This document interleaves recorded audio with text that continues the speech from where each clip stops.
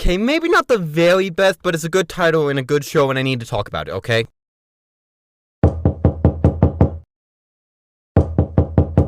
Hey, can I come in now? Sure. Great! Okay, so let's get started immediately. I'm set. Eason? Dr. Eggson, HPD to you. Sorry, Dr. Eggson, I just didn't know that you were a therapist. Oh, I got my degree yesterday at doctor school for doctor. Yeah, sorry, that's just a bit fishy. I'm just gonna sit right down, I guess. So, what's bugging you? Currently how uncomfy this chair is, am I right? Oh, yeah, the talking bit. So, I'm an animation fan. Hey, Western animation fans, how's your year been? Alright, be right back, I need to go emphasize my point. Not sure where that point is, but you have my vote. Haha, not good. Yeah, 2022 and Western animation have not gone well together, let me tell you that. There was still good content coming out, sure, but when most of that content is shows that are ending very soon, made by a crew not being paid enough at a studio that is easy. A! Being ditched for Boss Baby, despite a lot of promise. B! Deleting legacy content from years past just because of its second merger within 4 years. Or C to the C! Is Disney pulling a classic Disney? Yeah.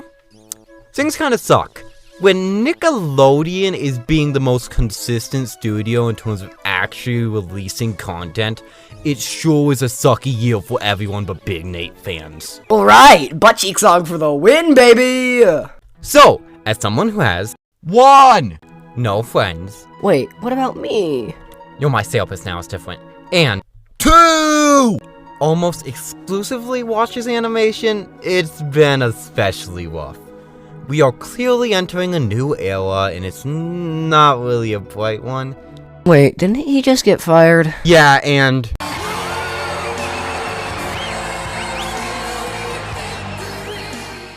But also, I'm trying to make a point here. Feels like every show I used to love is just on death's door, and things that were upcoming just aren't anymore.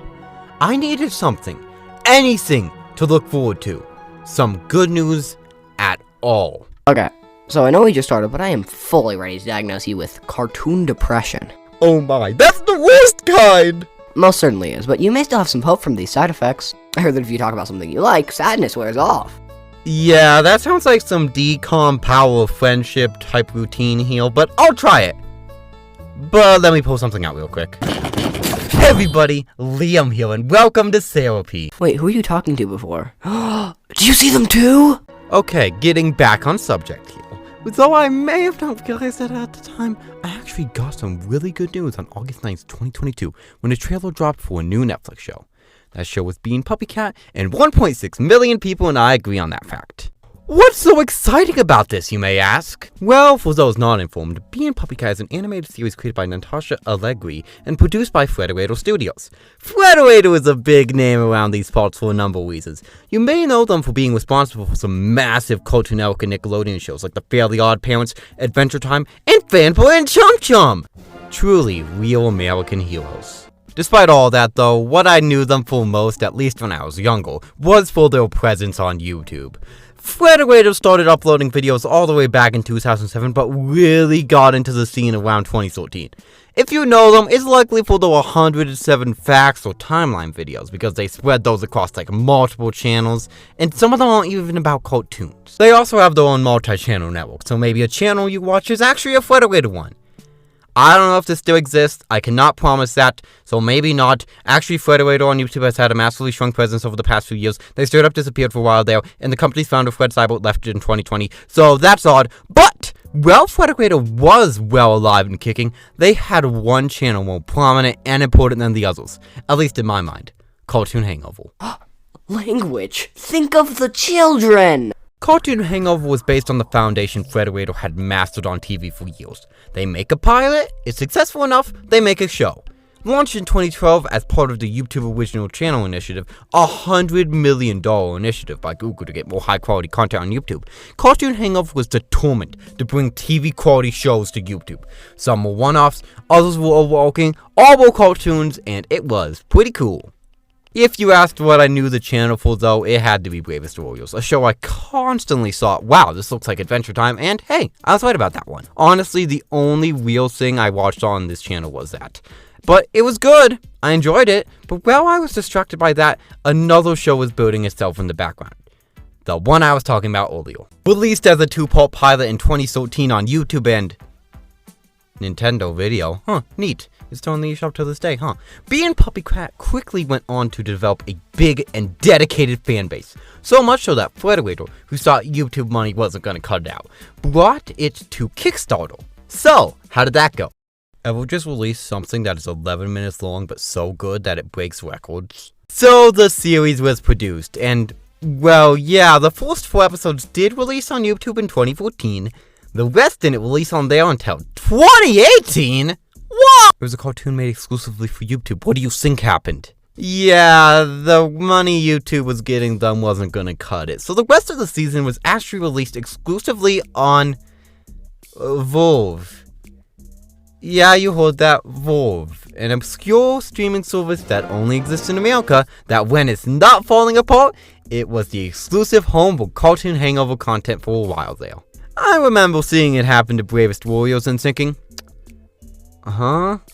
sure, it was still free, but oh no! It was only 3 months after the fact, and dose! That isn't YouTube! Bravest Warriors got really screwed over. Season 4, which actually gave the show an ending, was animated by Nirvana, a Canadian studio, which means never saw it. It was 52 episodes long, and really ugly, and now I think it's a really good review anyway. Neat. But despite Bee and PuppyCat getting the same treatment of being a V to the R to the V exclusive for an already produced season, and then getting a new, completely exclusive one, its second season didn't do what Bravest Warriors did.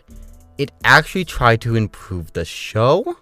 Is that illegal? Frederator promised 13 22-minute long episodes for season 2. Only on Volve, of course, and dubbed Lazy in Space. And it looked good! I assume I wasn't there, but checking the trailers after the fact, it looks good to me! Frederator teamed up with Japanese studio OLM, or ORM, for the production here, and for a very clearly inspired by anime show, it makes perfect sense. I mean, sure, only on Volve, it's a bummer. But it's coming in 2019, it looks good, all fans had to do was wait the episodes released legally in September 2022. This is a weird one for longtime fans, so it's especially weird for new ones like myself. So, despite having an episode screened at Ottawa International Animation Festival in 2019 that literally won, it didn't release on Volve that year as Frederator's partnership and the service in general was busy falling apart. No news came out for a while until it leaked entirely on Fred Cyborg's Vimeo account in May 2020, where many fans were able to download it all before it was taken down. Okay, yeah, totally normal things. How did this happen? So, from what I can tell, it was uploaded privately initially, but somehow a link that allowed anyone to publicly access it all became available before it was taken down, which is crazy, but Fred is an old person, let's cut him some slack, I'm sure he can fix his mistake. He left the company 2 months later. Sure, he promised to stay on the show and some other projects, but leaking the show and then leaving is pretty odd, Fred. No, I'm sure it's actually the reason he left, I just want to blame someone. The show still didn't have a home though, so that's unfortunate. Hope it all works out in the end, or maybe 2 months later. Hey, good news! Your 2022 mind probably is freaking out that Netflix picked up the show, but in 2020, this one's considered a good thing. Very odd how they slated the finished and leaked show for 2 years later, and no real reason was given, but hey, at least it has a home now. That's better than nothing. But as the years went on, the rest of 2020, 2021, and most of 2022, it almost felt like this was a false promise. Barely a peep was heard about this show. Netflix was pulling 1 million Netflixes this year, and if the show was to come out, would it even make a peep? Would it be noticed at all? And kids, this is why numbers are cool. Oh, so now you're thinking about the children. Anyways, back to where our story began. The trailer was released on Netflix's website in early August 2022 and was re-uploaded on Twitter to massive success. Just the serotonin boost I needed! The show was actually releasing, it looked great, and people wanted to see it! This is great! Not only that, but fans pointed out how the show was also serving as a remake of the pilot and first 10 episodes. Which is why it took so long. The first 3 episodes of the season, which are the retellings, were made in 2021, while the rest was made in 2019. For some reason, it appears Netflix didn't want to carry the original web series despite having 6-minute long episodes that were already repackaged as 12-minute long episodes. So, do they not want to have a YouTube thing on the platform? Because, guys, look behind you! And as someone who's never seen the original, this was good news. I could start with this and just watch it completely through. No trouble at all. So, I did when it released, and this made the entire month for me. Review time! Oh, in case you're wondering, yes, I did want to summarize it all. It was pretty fun to do. Putting Wikipedia an illness because it sounds fatal. Okay, so I neglected to mention what the show is actually about. Oops. So in a shocking twist, Bee and PuppyCat follows Bee and... PuppyCat? I think that's right. Bee is... does spoilers for the third episode count as spoilers? I mean, it was the season finale of the original, I'm pretty sure, so... I don't care. People, Walter White dies! So let's just say Bee is a young adult woman in her 20s who can't keep a job. Like she was fired from the cat cafe. And as the show says, no one gets fired from the cat cafe. She needs 2 things, a job and, according to her, something to take care of. That's where PuppyCat comes in, falling out of the sky as well. Great. PuppyCat's thing is something I don't care about spoiling, as it happens in episode 1 of both series, seemingly. A former space outlaw transformed into a cat dog hybrid by a space princess. He has the ability to talk to random Vocaloid sounds and captions, but also the ability to travel to temp space, a place that allows Bee to get temp jobs all over the temp space from TempBot. Man, things are really temporary in this show. And then the show kind of follows the formula somewhat. Bee and PuppyCat are typically just hanging around, somehow they lose $2 million while playing the wrong piano key, and they must get a job to make all that money back. Now that doesn't make the show formulaic, not at all. There are so many moving pieces in this puzzle that no 2 episodes truly feel the same to me. One of those pieces is Deckard and his family, the Wizards. No, not literally. Oh, these people are really dedicated to D&D. Deckard himself is Bee's former co-worker and her friend, who is a cook, but not a baker, which is why he goes to culinary school in episode 3 and practically disappears for the rest of the season. Yeah, this felt odd, and I'm certain it was a byproduct of these first episodes actually being a whole season. But still, his family are still primary players throughout the rest of the season, which is why we should go through them really quick. Cass, who's the only character to get the reaction of, "Hey, that's Enid!" out of me while watching. She's a former wrestler that was so bad that she retired and became a good programmer? Hard to say, but her wrestling history leads her to dealing with Toast. Though I initially thought she would be a one-off, Toast quickly became one of my favorites in the show. She's after the most petty, the most pointless possible revenge she could get, and the lengths she goes to get it are just so entertaining to see. Yeah, of course, it never states the pregnancy is part of her revenge, but it is, don't deny it.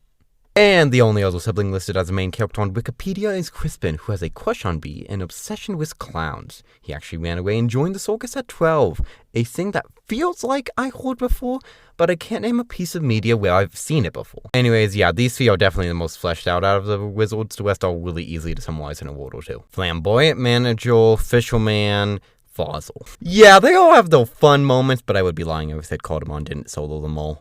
This young boy is the landlord of the building Bee and the Wizards live at, and he has some great stuff going for him. Not only emotions-wise, but also personality-wise. He is a delight to watch. He treats himself so seriously, and he is definitely the tattletale character, but honestly, I stan. Yeah, I use cool kid words now. Also adore Sticky, a true icon. Also, I guess TempBot counts as a main character? They are voiced by a different person every episode, and they really don't develop too much of a personality, but there's some good bits with them. Poor cell phone went to war, man. And of course, Bee and PuppyCat themselves. Bee is an energetic, though sometimes lazy optimist, while PuppyCat is a lazy, mostly pessimistic one. It's a classic buddy duo, very standard stuff, but it works. Both have great chemistry with each other and some iconic one-liners. PuppyCat is especially delightful, especially considering he only speaks through captions, though they do have fun with that sometimes. Yes. Now yes, the characters here are great, they have great chemistry, but they are not the main reason why I think the show is great. Sure, good characters make a show good, but they can't make it perfect. That award goes to the show's vibe. Bee and PuppyCat is the show version of a vibe, an aesthetic, a feeling, a mood? One of the things that definitely stuck out to me while watching the show is how every element of it works together to create such a unique feel, especially for Western animation.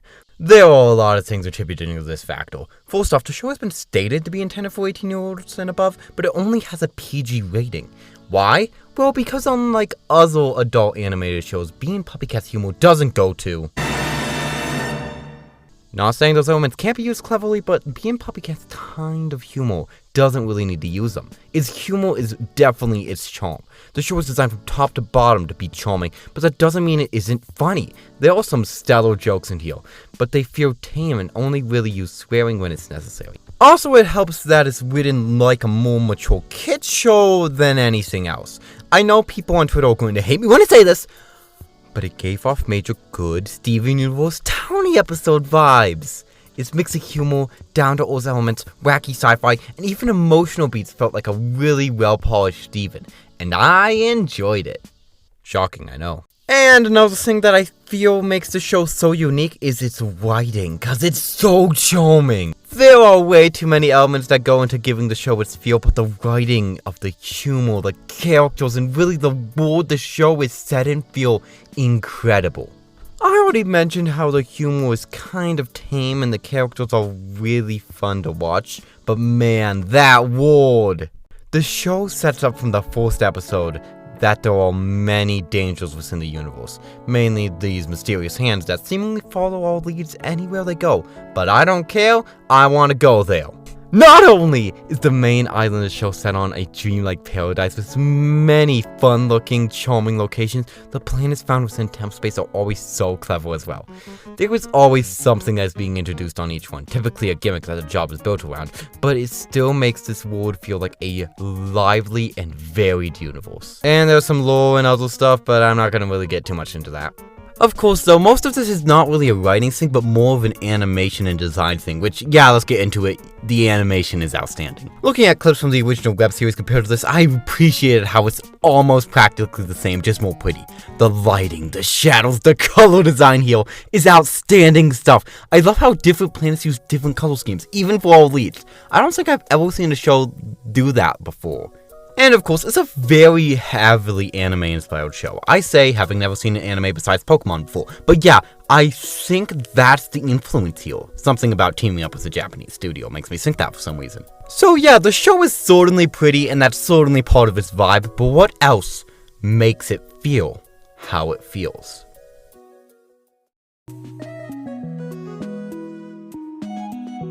Oh, this is an addiction, isn't it? Oh, most certainly. The music of the show is, well, yeah, a vibe. There are a few things that come to mind when I listen to it. First thought is a chiptune video game soundtrack. Can't think of one in particular, but you probably can, so leave it in the comments so I can steal it next time I mention this. Next possibility is a lo-fi hip-hop study music playlist, like that anime girl studying notes to this. And of course, final thought is Steven Okay, I know. I promise this is a good thing. Please give this one to me. No, obviously I don't mean the show tunes the characters in Steven sing, because those are show tunes and this isn't a musical. But the background stuff you hear all the time in Steven, that's what this reminds me of. It's good stuff, I promise you. Also, some early Adventure Time comes to mind, but that's more due to the fact that the video game vibes are there than the actual soundtrack itself, so... And honestly, with this show, I was more shocked about how a calming soundtrack could work for more intense moments. With the unfortunate exception for the season finale, but I'll get to that later. And by later, I mean now. Ha! Called it. That's a twist. The twistiest twist, man. I should be a film critic.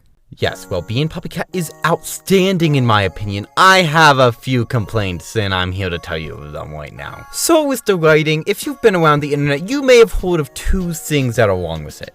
The first complaint is that the first 3 episodes are so rushed compared to the originals, and they should have just put on the original web series for this. First off, yeah, that would save so much time and money. Second off, I've never seen the original, but I think it's mostly fine here. So going episode by episode, the first episode, again for the first time, feels like a perfectly fine pilot. It introduces the show in a very fun way. Not only is every character given their moments, but it establishes this world in a very gorgeous looking and fun way. It even has some lore and overarching story elements set up in the beginning. Yeah, nothing really felt off about it to me, and also, with the different style the pilot has, they kinda had to remake this one, so it's good. Episode 2 though, who would want this, is rough. It definitely feels like they shoved multiple episode concepts into one, and it doesn't feel that well paced. Probably because it's 5 episodes in 1! Yeah, there's some good Cardamom moments, but besides that, it's just okay. As for what do you want to be though, just pretend I did a chef's gifts. Yeah, this one feels great. This one feels like a good season finale despite only being 3 episodes in. And well, parts of it all, apparently, from midway through the original series, it is insanely impressive for how well it works as a finale. It sets up Molly, it sets up Deco's culinary school, some lore surrounding the hands, and the truth behind who Bee really is within 22 minutes, and nothing feels off about it. It is a really impressive episode that feels important while keeping some of the show's great chill vibes. So yeah, as someone who has never seen the original, I can't see the complaint making sense for most of these episodes, but I will be checking out the original afterwards because of the complaints. Thanks, internet. And I also heard some complaints about the rest of the series is slow. Yeah, this one makes no sense to me. This is clearly a slice of life show and a story-based show second. It's supposed to be paced like this, and it's definitely part of the reason I like it so much. The entire show feels like a balancing act between the wacky space adventures and the down-to-earth stuff. And I think it works most of the time because either the down-to-earth stuff goes into space stuff, or the down-to-earth stuff and space stuff are separate plots, focusing on different characters. It's these balances between the wacky and the calm, the space and the island, and our leads and those surrounding them is what makes the show so fun to watch. There are so many great moments that I wish I had time to talk about. Did you remember with his constant surprise birthday cakes, the whole day in 2 clown noses? Golden Eyes probably has the most middle fingers ever seen in a PG show, and those plenty of moments with Cardamom that definitely hit the feels, man. I don't really think the show ever has a dull moment, which is crazy because 1. The show has some odd pacing at points, and B! It's so calm. It's a show that feels like it really enjoys the chill moments of life as well as the insane ones. It's a very calming thing to watch. Until the season finale, of course! Now this episode is a 2-parter, which I wasn't expecting despite the connecting titles. The first episode, Now I'm Really Alone, isn't actually about being alone, as it follows Bee meeting up with Molly again from the 3rd episode. Besides the toilet in Golden Eyes, the implications of that specific episode hasn't been talked about as directly as this before, and it's interesting. Especially the stuff about Cardamom's situation and why his wish didn't come true. This episode's ending is directly building up to be about a big revelation being directly involved with Bee's stuff that was found in the ocean, which was all set up all season long, but the next episode, I Won't Leave You Alone, isn't. It's about that and a lot more. Practically every plot point from the season comes together in this one. It's action-packed, it's heartbreaking, and it has the best line in the entire season, but it feels underwhelming somehow. And it's the music's fault! Blasphemy! Yeah, my biggest complaint with this season comes down to this. There was some insane moments in this episode. Some outstanding moments in this episode. But the music makes it feel like it doesn't matter. It creates this calm sense over this chaos. To the point where when something serious did actually happen, I went, that's big? Oh, I guess so. Yeah, it took me some time after finishing this one to realize why it matters so much. But it's a good cliffhanger. It sets up a season that the title Lazy in Space probably would have made more sense to go to. But that's okay. The episode is pretty good, it just feels like a lot of the stuff didn't have an impact as much as it should have. Okay, what else to talk about here? Oh yeah, the acting, which I think is pretty good, because the lines are delivered to be funny enough, but I'd be lying if I say I didn't notice PuppyCat's voice more than anything else because of how it's used for occasional jokes in itself, and oh yeah, I just mentioned that. So I guess we're done with this video. Hooray! Bee and PuppyCat is a unique show. Every episode was calming, almost to the point of enchantment. I was invested in even the most down-to-earth elements of the storytelling here. I cared for every character, I cared for the world, and for the animation and music to just be almost perfectly crafted? That's insane. Nowadays, it feels like the better the show, the more likely it is that executives won't see its value. We are entering a new era of entertainment in really every area. Things are changing and, well, life in general hasn't been perfect either. So, in 2022, to have the show that perfectly tries something so unique, so new, but still combining the best elements of previously animated shows, it's comforting. It is giving hope in a weird way that in an era of animation and entertainment and really everything this messy, something as clever as this can still come out swinging and hitting. Bee and PuppyCat was kind of the highlight of this September to me, honestly, and I'm not mad. It's excellent. There are shows from other years that stuck out to me more than others, that stuck with me more than others, and I know that this year isn't over yet, but man, this certainly is that show. Will this change the world? No. Will it even get another season? Likely not, unless Twitter views and YouTube views and Kickstarter support counts as the Netflix streams. But hey, it was therapeutic enough to send me to therapy, so you know what? I will appreciate what I got from it.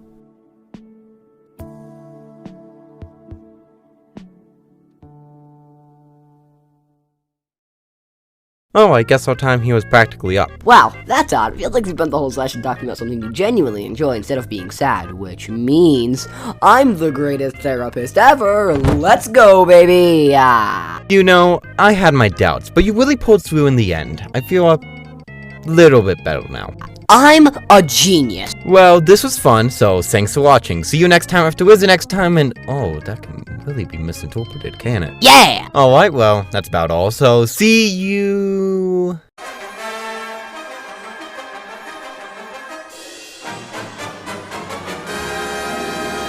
Wait a second, this isn't your office! I thought they were pick and choose. You aren't a therapist at all! No, I went to doctor school yesterday. Well, what about the day before that? There's more than one?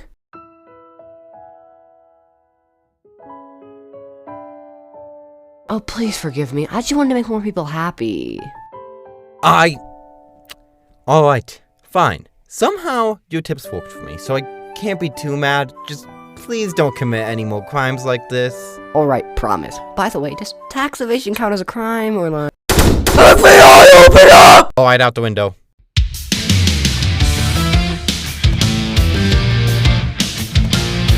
Wait a second, this ending kinda sucks. Well, too bad. The end screen is about to pop up. Wait, what?